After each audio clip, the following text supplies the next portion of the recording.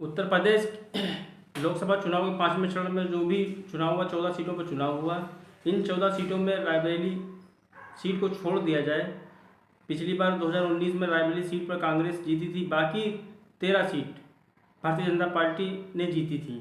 इस बार मामला कुछ उल्टा है। अब इस बार मामला उल्टा है, गठबंधन की लहर चल रही है।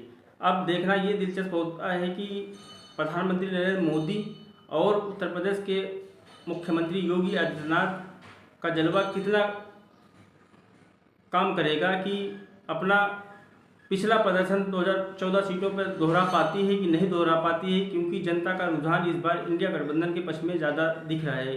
ऐसा बातचीत करने पर पता चलता है कि बेरोजगारी इतनी बढ़ गई कि घर चलाना मुश्किल हो गया है और नौकरी नहीं है। जो भी पेपर होता है वो पेपर लीक हो जाता है। सरकार के खिलाफ नए युवा लड़के जो है सरकार के खिलाफ वोट देने की अपील कर रहे हैं, इंडिया गठबंधन के पक्ष में वोट देने के लिए बोल रहे हैं। जिससे भी बात करो वो बस यही बोलता है कि जो कहना इंडिया गठबंधन के पक्ष में वोट करेंगे, इंडिया गठबंधन की सरकार बनने जा रही है।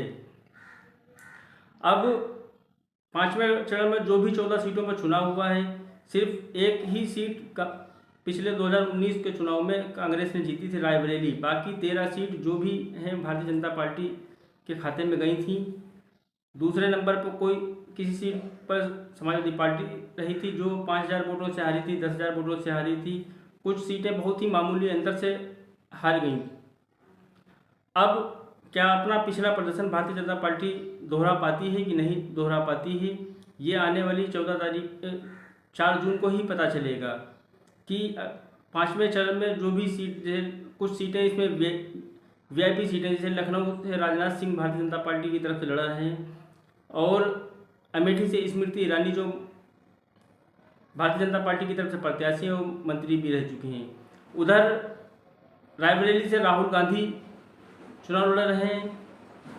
इस लिहाज से यहाँ पर एक 2-3 सीटें वीआईपी जो है हो जाती हैं।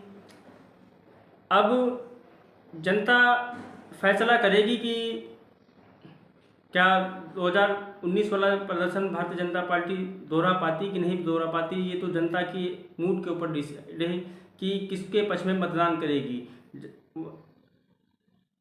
लोकसभा क्षेत्र में जाने से पता चलता है कि कुछ लोगों से बातचीत करने के ऊपर पता चलता है कि लोगों को सरकार के प्रति बहुत ही ज़्यादा गुस्सा है। सरकार के प्रति गुस्सा इस बात का है कि सरकार ने युवाओं के ऊपर कोई ध्यान नहीं दिया है और ना नौकरी है ना रोजगार है। बस पढ़ाई करने के बाद में घर बैठ जाओ या फिर कोई प्राइवेट नौकरी 8-10 हज़ार की नौकरी कर लो या फिर खेतों में मजदूरी करने लगो, बस यही काम रहेगा। कोई सरकारी नौकरी नहीं सरकार ने दी है, ना कोई रोजगार के ऊपर ध्यान दिया है और ना ही कोई विकास कार्य किया है। इसलिए इस बार युवा इंडिया गठबंधन के पक्ष में मतदान करेगा और सरकार के विरोध में मतदान करेगा। इंडिया गठबंधन की सरकार बनाने जा रहे हैं। बस युवाओं से बात करने पर यही बात सुनने को मिलती है। जो भी सीटें हैं वो सीटें इस बार उन सीटों में 13 सीटों में से आधे से ज़्यादा सीटें, बात करने पर पता चलता है आधे से ज़्यादा सीटें इंडिया गठबंधन जीत रही है 5वें चरण के चुनाव में।